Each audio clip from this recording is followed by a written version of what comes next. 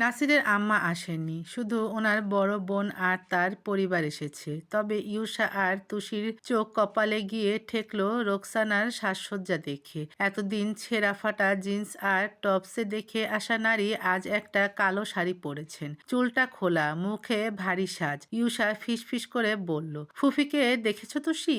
বিদেশ থেকে এসে যা রং দেখাচ্ছিল, শ্বশুরবাড়ি এসেই ভোল পাল্টে ফেলেছে। তুষি মিটমিটিয়ে হাসলো। রোকসানার তখনই ওর দিকে চোখ পড়ল, সাথে সাথে বললেন, হোয়াট দ্য হেল, তুমি হোয়াইট কেন পরেছো? পার্টির থিম কালো শোনোনি? হোয়াইট তো শুধু স্বার্থদের জন্য।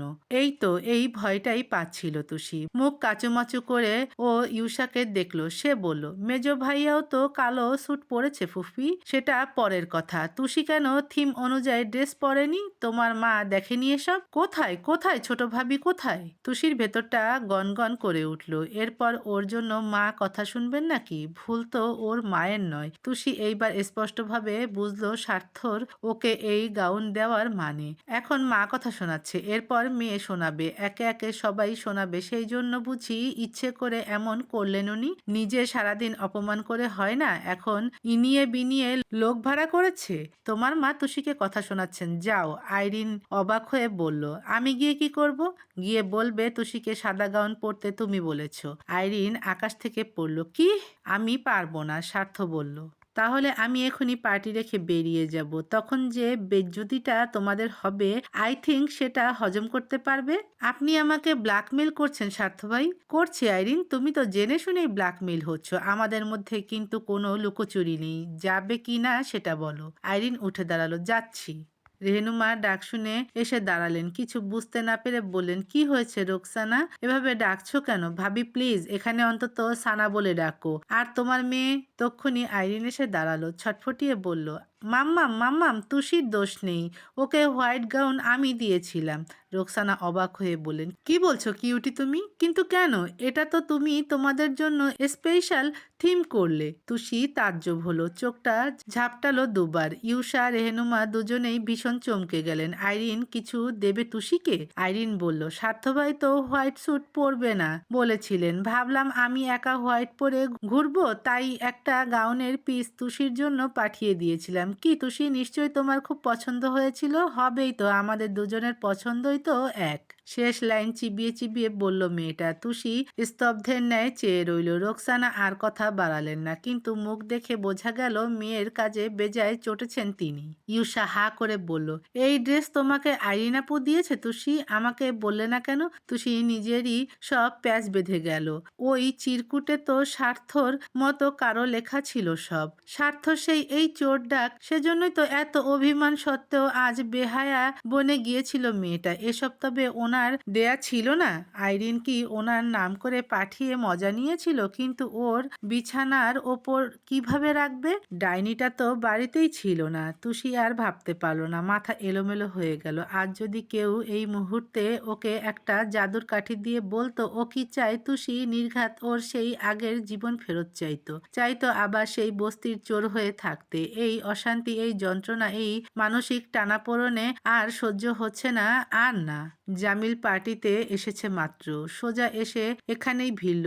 বড় প্রফুল্ল স্বরে বলল, হ্যালো এভরিওয়ান, হোয়াটসঅ্যাপ। এই ছেলেকে রোকসানার ভীষণ মনে ধরেছে। আইরিন স্বার্থ না করলে কিছু একটা নিশ্চিত ভেবে ফেলতেন। খুব গদগদ হয়ে বললেন, আরে জামিল, এসেছো বেটা? আমি তোমার কথাই ভাবছিলাম। জামিল দ্বিগুণ গদগদ হয়ে বলল, aww so sweet of you aunty, আপনাকে তো আজ একেবারে জীবন্ত ফুল মনে হচ্ছে। এখানে এত এত বাচ্চা মেয়ে, অথচ সৌন্দর্যে আপনাকে কেউ বিট করতে পারবে না। Such a natural beauty. সবাই মাথা নুইয়ে ঠোঁট টিপে হাসলো। রোকসানা খুশিও হলেন, লজ্জাও পেলেন। বললেন, যাহ, কি যে বলো না। এই ওয়েটার, জামিলকে এখানে ড্রিঙ্কস সার্ভ করো। না আন্টি, এখনই এসব ড্রিঙ্ক ফ্রিঙ্ক নয়, আমি আসলে স্বার্থকে খুঁজছি। মিস আয়োডিন, হোয়াট ইজ স্বার্থ? আইরিন ফুঁসে উঠল, আমার নাম আইরিন। ও সরি সরি। আইরিন মুখ ঘুরিয়ে চলে গেল। রোকসানাও গেলেন কোথাও একটা। এতক্ষণে সুযোগ পেয়ে হু হা করে হেসে উঠল ইউসা। হাসির আওয়াজে ধ্যান ছুটল তুষির। ফিরে চেয়ে বলল, কি হয়েছে? জামিল নিজেও হাসছিল। উত্তরে বলল, মিস আয়োডিনের মেজাজটা খুব গরম বোধ হয়। অল্পের জন্য পুড়ে যায়নি। আয়োডিন সেটা আবার কে? আইরিন আপুর কথা বলছে। ফিক করে হেসে ফেলল সেও। জামিল বলল, by the way Yusa, you are looking so gorgeous. এতদিনে মনে হচ্ছে সেই আগের ইউসাকে দেখছি। থ্যাংক ইউ ভাইয়া। জামিল এক পল থেমে পকেট থেকে একটা ছোট প্যাকেট বার করলো, এগিয়ে দিয়ে বলল, দিস ইজ ফর ইউ। ইউসা একটু চমকায়, একবার তাকায় তুষির পানে। কিছু বলার আগেই বাক্সটা হাতে ধরিয়ে দিল জামিল। খুব তাড়াহুড়ো দেখিয়ে বলল, স্বার্থকে খুঁজে আসি, পরে কথা হবে। ও গেল আর ক্রস লাইন কেটে একই পথ দিয়ে হেঁটে গেল অয়ন। ব্যাপারটা দেখে বলল, কি দিয়েছে? ইউসা কাঁদ উচ্চালো, কি জানি। অয়ন নিজেই প্যাকেট নিয়ে নিল, খুলল টেনে টেনে। ভেতরে পাথরের রেসলেট দেখে বলল, রেসলেট তোকে কেন দিল? আমি কি করে বলবো? অয়ন ভ্রুকুসকে একবার জামিলের যাওয়ার পথে দেখলো। ইউসা বলল, তোমাকে বলেছিলাম তুষির সাথে থাকতে, তুমি কেন এদিক ওদিক যাচ্ছ? অয়ন তুষির দিকে চেয়ে বলল, আমি সাথে থাকতে চাইলেই হবে? হাত ধরলেই সে মোচড়াচ্ছে। আসলে ও তোমাকে প্রথম থেকে এরকম নজরে দেখেনি তো, তাই ওর অস্বস্তি হচ্ছে। সময় দাও, ঠিক হয়ে যাবে। চারদিকে ছড়ানো ছিটানো লোকজনের মাঝে স্বার্থকে খুঁজে পাওয়া মুশকিল হলো বটে। সে দাঁড়িয়েছিল পুলের কাছে। সাউন্ড সিস্টেম এখানেই বসানো। চারপাশে নীল সবুজ লাইটিং আর বাতাসে ঘুরে বেড়ানো সফট মিউজিকের সাথে হঠাৎই পেছন থেকে এসে পিঠে চাপড় মারল জামিল। হ্যান্ডসাম বয়, এখানে কি করছিস? কখন এলি? মাত্র। কি খাচ্ছিস? জুস। মদ খাচ্ছিস? বললাম জুস। জুসের ভেতর মদ খাচ্ছিস? স্বার্থ কটমটিয়ে তাকালে হেসে ফেলল জামিল। পরপর কপাল কুঁচকে বলল, কিরে তুই ব্ল্যাক শু? স্বার্থ কথা টেনে নিল। ফর গড সেক, এই প্রশ্ন আর করিস না। শুনতে শুনতে কান ধরে গেছে। কান আবার কে ধরলো? স্বার্থ বিরক্ত হয়। জামিল। জামিল ফের হাসলো, চাপা গলায় বলল, তুষিকে দেখলাম, ঝাক্কাস লাগছে ভাই। তোর কপাল দেখে আমার হিংসে হয়। এক্স প্রেজেন্ট সব এক একটা। আবার ইউসা, ও তো পুরো।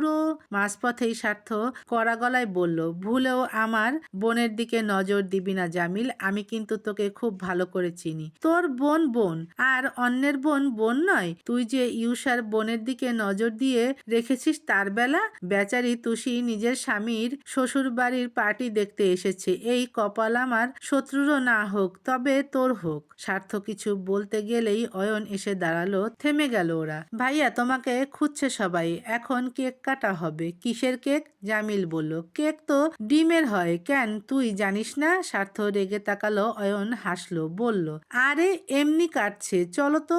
একটা উঁচু চারকোনা কেক ঘিরে সবাই গোল হয়ে দাঁড়িয়েছে। স্বার্থ আসতেই রোকসানা বললেন, এসো বেটা এসো, তোমার আর আইরিনের জন্য কেক অ্যারেঞ্জ করেছি। সবাই মিলে আনন্দ করব, এটুকু বাদ যাবে কেন?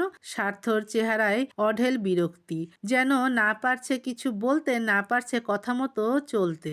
বেচারার মুখ দেখে জামিল মিটমিটিয়ে হাসলো। থুতনি ঘষতে ঘষতে গুনগুন করলো, আমি ফাইসা গেছি, আমি ফাইসা গেছি, মাইন কারছি পাই।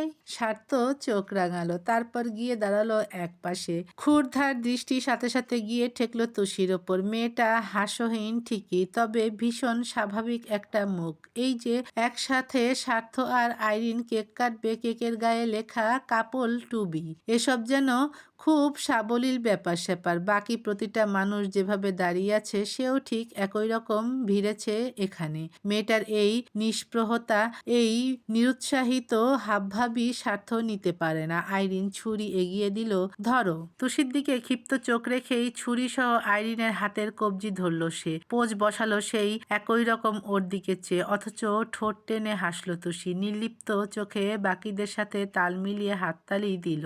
স্বার্থর চোখানা ভীষণ রাগে ফেপে উঠল আরো। চেতে টেতে কি করবে বুঝলো না। এক টুকরো কেক তুলেই আইরিনের মুখে ঠুসে দিল সে। জামিল দীর্ঘশ্বাস ফেলে মাথা নাড়ল দুপাশে। শালা নিজের জালে নিজেই পেঁচাচ্ছে, এখন লেজে গোবরে হ। কেকের পালা মিটল। নাসির বললেন, তাহলে ভাইজান ঘোষণাটা দিয়ে দেই। শওকত মাথা নাড়লেন। মেয়ে আর স্বার্থকে দুপাশে নিয়ে মধ্যমণি হয়ে দাঁড়ালেন নাসির। খুব উৎফুল্ল স্বরে ঘোষণা দিলেন, সম্মানিত অতিথিবৃন্দ, আপনারা হয়তো জানেন না, আজ একটা বিশেষ কারণে আমি এই পার্টিটা রেখেছিলাম। আসলে আমার একমাত্র মেয়ে আইরিনের সাথে আমার স্ত্রীর বড় ভাই সাহেবের মেজর শওকত আলীর মেজ ছেলে সৈয়দ স্বার্থ আবরারের বিয়ে ঠিক হয়েছে। ও কিন্তু একজন এএসপি। এই অল্প বয়সে দুবার রাষ্ট্রীয় সম্মাননা অবধি পেয়েছে। পাশ থেকে অনেকেই বললেন, হ্যাঁ, ওনাকে তো রুস্তমের ছেলের কেস থেকেই চিনি। নাসির গর্বের সাথে বললেন, তাহলে ভাবুন, এমন একজন বীর আমি মেয়ের জামাই হিসেবে পেয়ে কতটা আনন্দিত। তনিমা এক পল তুষির পানে চাইলেন। তুষির মাথা নিচু, দেখে মনে হচ্ছে সব কথা মনোযোগ দিয়ে শুনছে, কিন্তু তিনি বোঝেন ভেতর ভেতর নিশ্চয়ই কষ্ট পাচ্ছে মেয়েটা। অন্তত একটু হলেও স্বার্থর জন্য মেয়েটার পাগলামি, ছোটাছুটি আর ছটফটানি তো দেখেছেন তিনি। একই সময়ে স্বার্থ আর চোখে তুষির পানে দেখল।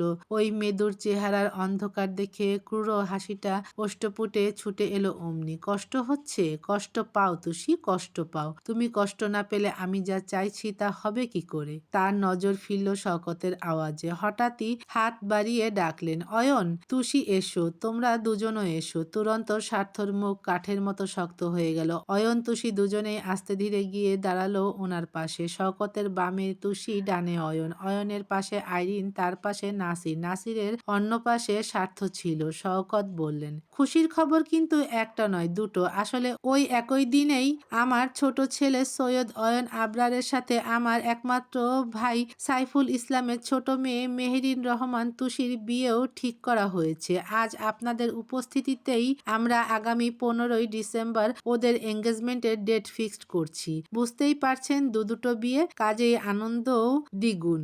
আপনারা কিন্তু সবাই নিমন্ত্রিত। প্লিজ আসবেন, ভালো লাগবে আমাদের। হাততালি ফের আরেকবার পড়ল। প্রায় সবার মুখে রং বেরঙের হাসি। শুধু হাসল না, তিনটি মানুষ। পকেটে দুহাত ভরে আরো কঠিন পাথরের মতো দাঁড়িয়ে রইল স্বার্থ। যদিও সে হাসে কম, তবে এই মুহূর্তে তুষি আর ইউষার মতো দুটো উজ্জ্বল মেয়ের হাস্যোজ্জ্বল চেহারা একটা ভ্যাপসা বাতাস তার পাখায় বেঁধে উঠতে উঠতে কোথাও একটা উধাও হয়ে গেল। না চাইতেও চোখ টলমলো করে উঠল ইউষার। তাকাতে তাকাতে জলের তোড়ে অয়নের স্ফুর্ত মুখ আস্তে ধীরে ঝাপসা হয়ে অশ্রুটা গড়িয়ে পড়ল গালে। নাসির ওপাশে গিয়ে স্বার্থকে আইরিনের পাশে আনলেন। শওকত সরে গিয়ে তুষিকে দিলেন অয়নের পাশে। কতজন মেইড ফর ইচ আদার বলে বলে মুখে ফেনা তুলল।